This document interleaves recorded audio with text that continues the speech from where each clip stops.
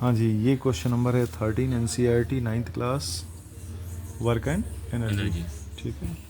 Calculate the work required to be done to stop a car of 15 kg moving at a velocity of 60 kilometre per hour. क्या मतलब है इसका? 1500 kilo की एक car है, ठीक है ना, चल रही है किस स्पीड से? 60 किलोमीटर प्रति घंटे की रफ्तार से। हमें क्या करना है? इसे रोक देना है। रोक देना मतलब उसकी फाइनल वेलोसिटी कितनी कर देनी? 0 कर देनी है। तो एक एग्जाम्पल के तौर पे समझो भाई, कैसे? जैसे मान लीजिए एक कार है, गुड इवनिंग, एक कार है। कार कैसी है? ऐसी है, मान लो, है ना, ठीक, ऐसे, पता नहीं, गाड़ी ऐसे बनी, ये पहिया लगे, ठीक।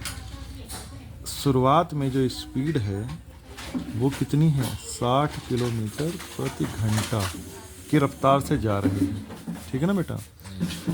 और हमें क्या करना पड़ेगा? कितना काम करना पड़ेगा, वर्क करना पड़ेगा कि हम इस कार को रोक दें, ठीक, और इसकी स्पीड कितनी कर दें? 0 कर दें। यानी कि ये जो कार है, ठीक, इसकी स्पीड कितनी हो जानी है? ये 0 हो जानी है, ठीक। ये इसकी जो स्पीड है वो 0 हो जानी है। देखो बेटा, इनिशियल जो वेलोसिटी होती है वो u से मानते हैं, और जो फाइनल वेलोसिटी होती है उसको v से मानते हैं, ठीक है ना। तो इनिशियल मतलब ये कार इतनी स्पीड से चल रही है और इसका मास कितना है? मास है 1500 किलोग्राम। कितना है? 1500 किलोग्राम। तो हमें कितना काम करना पड़ेगा? W। तो W इक्वल टू क्या होता है? W होता है चेंज इन काइनेटिक एनर्जी। तो half mv² minus half mu², ठीक है ना। शुरुआती काइनेटिक एनर्जी, वो फाइनल काइनेटिक एनर्जी, ये फाइनल काइनेटिक एनर्जी में से शुरुआती काइनेटिक एनर्जी घटा दो तो पता चल जाएगा चेंज इन काइनेटिक एनर्जी, और वो किसके बराबर होता है? W के बराबर होता है। तो अभी हमें क्या करना? हाफ m कॉमन ले लो, अंदर बचेगा v² माइनस u²। अच्छा बेटा, फाइनल एम वेलोसिटी कितनी है? 0 है। कितनी है? 0 है। तो ये क्या बचेगा? u²। तो इसका मतलब ये आ जाएगा m और ये आ जाएगा u², है ना। अब मल्टीप्लाई करो तो ये यहाँ पे माइनस बाहर आ सकता है, हाफ, ठीक। m की जगह पे भी 1500 डाल ही दो, और u की जगह पर u डालने से पहले भाई साहब एक चीज़ ध्यान रखो, यहाँ हम लोग जो यूनिट लेते हैं वो मीटर पर सेकंड में लेते हैं। किस में लेते हैं? मीटर पर सेकंड। और ये किस में दिया है? किलोमीटर पर आवर में। तो बेटा इसको चेंज कर लो। सबसे पहले चेंज कैसे करोगे? इसकी मल्टीप्लाई अगर 5/18 से कर दो, ठीक, तो ये किलोमीटर पर आवर की जगह पर मीटर पर सेकंड हो जाएगा। अब देखो बेटा, 6 से काट दो, 6 3 18, 6 दहम 60, तो ऊपर कितना आ जाएगा? 10। अच्छा, 10 बचे 50 और नीचे 3, तो ये आ गया मीटर पर सेकंड। तो अब ये यहाँ पर डाल दो, यहाँ पे लास्ट में -1/2, और 1 मिनट यहाँ पर डालेंगे। यहाँ पर कितना डालोगे? 50/3 और इसका स्क्वायर, तो ये रहा 1500, और ये ऊपर हो जाएगा 2500, है ना, और नीचे 3 3 9। तो कटने से तो कटेगा नहीं भाई, इसको ज़्यादा ज़्यादा 750 कर लो, है ना। तो बेटा जब तुम ऊपर 750 है, ये 2500 है और नीचे 9 है, जब ऊपर से मल्टीप्लाई करके डिवाइड करोगे, ठीक है ना बेटा। 1 मिनट, अभी कट सकता है बेटा, अभी भी कट सकता है। जैसे यहाँ पर काट देते तो 3 से काट दो, ठीक है, 3 3 9 और 3 से 25, है ना, तो ये 250 आ सकता था। तो 250 × 2500, ठीक, हाँ ये 3 आ जाएगा, ठीक है। तो नीचे जब उस पर मल्टीप्लाई करके सॉल्व करोगे तो आ जाएगा 625,000/3। इसको सॉल्व कर लेना तो आ जाएगा माइनस का 2833, ठीक, 3.3 जूल। ज़रा 3 तो नहीं हो गया, 208 1 2 3 1 2 3, ठीक है। इतने जूल हमें एनर्जी चाहिए, ठीक है। मतलब इतने जूल का हमें काम करना पड़ेगा। कैसे? इस स्पीड से चलने वाली कार को रोकने के लिए, ठीक है ना। क्वेश्चन समझ में आया? अब ठीक है, अब क्या करना है? तो क्वेश्चन नंबर 14 की बात करें। ए फ्रीली फॉलिंग ऑब्जेक्ट, ठीक है ना। A freely falling object eventually stop on reaching the ground, what happens to its kinetic energy. कह रहे हैं कि जैसे यहाँ पर ये है, यहाँ हम छत पे खड़े हैं, ठीक। और छत से हमने क्या किया, यह हम छत पे खड़े हैं, अब यह है ग्राउंड, ठीक। और हमने एक बॉल जो है ऐसे उठाई, ऐसे नीचे छोड़ दी, तो तुम देखोगे ज्यों ज्यों वो नीचे जाएगी उसकी स्पीड क्या होगी, बढ़ती जाएगी बढ़ती जाएगी बढ़ती जाएगी। और जब ज्यों ही ज़मीन को टच करने वाली होगी, उसके एक पॉइंट पहले तक उसकी स्पीड जो होगी वो कितनी होगी, मैक्सिमम होगी, है ना। और अगले ही पल वो क्या करेगी, ज़मीन से टकराई जाएगी। तो ये पूछ रहे हैं कि यह बताओ कि उसकी काइनेटिक एनर्जी फिर चली कहाँ गई।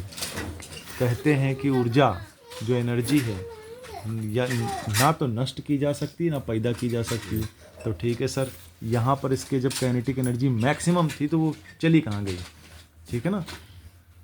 काइनेटिक एनर्जी कहाँ चली गई? तो बेटा काइनेटिक एनर्जी कहीं नहीं चली गई होती, वो जो स्पीड है, वो जो ऊर्जा है, उस गेंद के अंदर ही घुस जाती है। वो जो है काइनेटिक एनर्जी पोटेंशियल एनर्जी में बदल जाती है, ठीक है ना। तो when freely falling object strike the ground, some sound and heat is produce, so the kinetic energy of the object converted into sound energy and heat energy, ठीक है ना। ये जो ऊपर से आवा वो जो गिरी, इसकी जो काइनेटिक एनर्जी थी वो कहाँ चली गई, इसके साउंड बनने में, ज़मीन से जब टकराई झाड़ से तो वो जो ऑब्जेक्ट है उसके गर्म होने में, ठीक है ना, इनमें बदल गई, ठीक है ना। वो जो काइनेटिक एनर्जी थी, ठीक, इसमें बदल गई।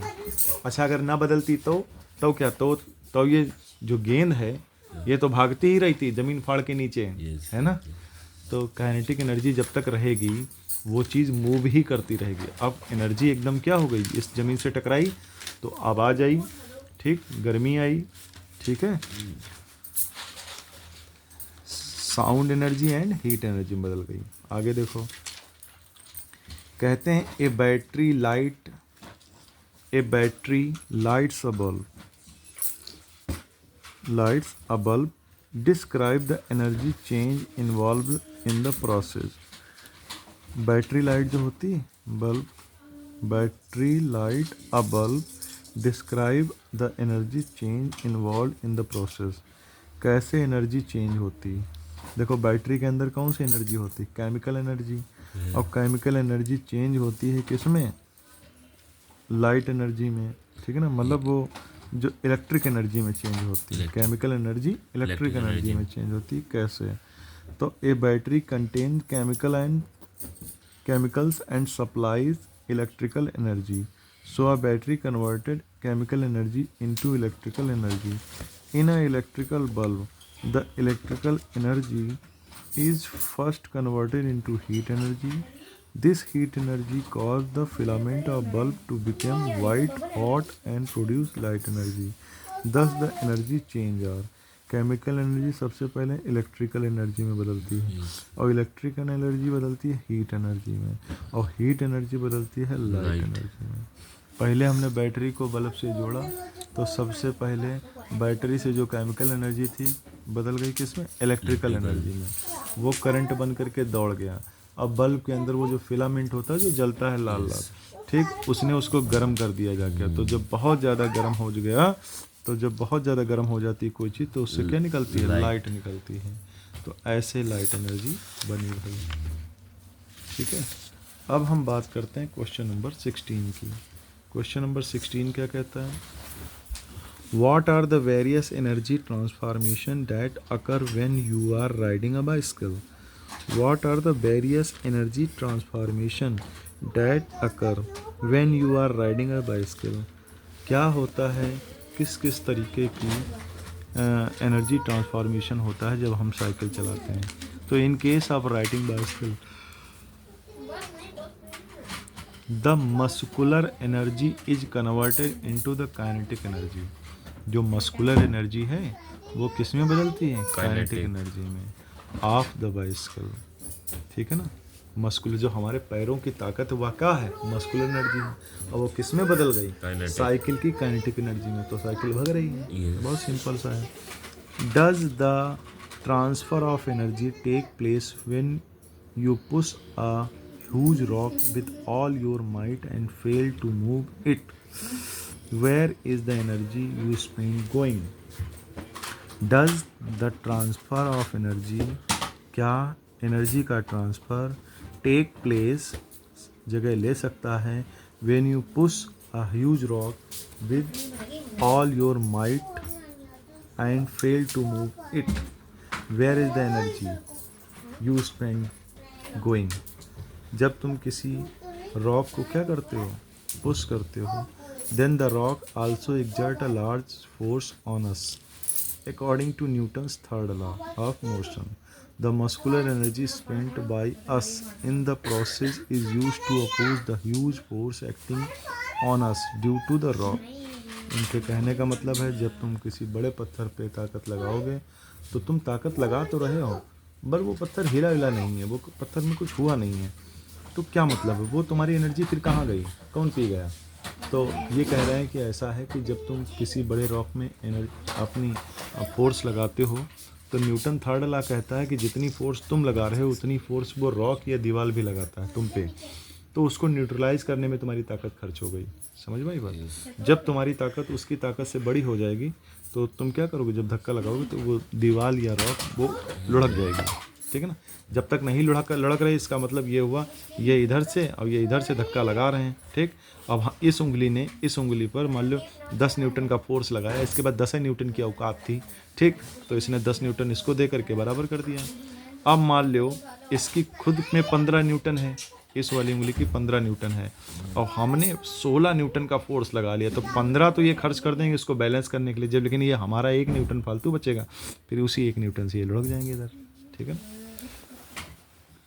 अब ये हो गए क्वेश्चन नंबर 17 और क्वेश्चन नंबर जो 18, क्वेश्चन नंबर 18 है, इसमें बताना है लॉ ऑफ कंजर्वेशन के बारे में। कंजर्वेशन ऑफ लॉ क्या कहता है कि जो एनर्जी है वो ना ही पैदा की जा सकती है ना ही नष्ट की जा सकती है, सिर्फ वो एक रूप से दूसरे रूप में चेंज होती है। तो इस बात को सिद्ध कीजिए। उसके लिए पेंडुलम वाला ये सिस्टम बनाइए। ठीक, और इसमें इसको प्रूफ कीजिए और फिर बाद में ये बताइए कि अगर ऐसा ही है तो लास्ट में जब पेंडुलम की स्पीड 0 हो जाती है तो क्या वो इस नियम का वायलेशन नहीं करता? ठीक है ना? हाँ, तो हम इस क्वेश्चन में समझेंगे। तो देखो बेटा, ऐसा होता है कि एक पेंडुलम है। ठीक, जैसे मान लीजिए एक पेंडुलम है, ऐसे डोरी से हमने बांध करके एक डीला ऐसे लटका दिया। इस पॉइंट का नाम ए है, मान लीजिए इन्होंने क्या नाम रखा वही नाम रखें, इसका नाम ओ है, ओ। ठीक, अब तुमने क्या किया, इसको इतनी दूरी तक क्या किया, खींचा, ऐसे खींचा, खींच के छोड़ दिया। तो जब तुम यहाँ इतनी दूर पर क्या करोगे, खींच करके छोड़ दोगे, तो सबसे पहले क्या होगा, ये यहाँ से यहाँ आएगा yes. और उसके बाद में फिर ये इधर जितनी दूरी से यहाँ छोड़ा गया है yes. जितनी दूरी से उतनी ही डिस्टेंस तक यहाँ जाएगा। ठीक, और उसके बाद में फिर ये यहाँ आएगा और फिर ये वहीं आएगा। ऐसे करना, जैसे झूला होता है, झूला में एक बार को एक रस्सी खींच करके छोड़ दो ऐसे करके, तो वो क्या करेगा, उतनी ही दूर आएगा, उतनी ही दूर जाएगा। ठीक है ना? इस चीज़ का जैसे बढ़िया सा कोई बना के दिखाते तो ज़्यादा अच्छा था। ये हो तो नहीं पाएगा, लेकिन चलो भाई देखता हूँ करके क्या ही होता है। जैसे इस डोरी से तो नहीं बनेगा। अब जैसे ये है, अभी कहाँ पर है, यहाँ पर है, ठीक।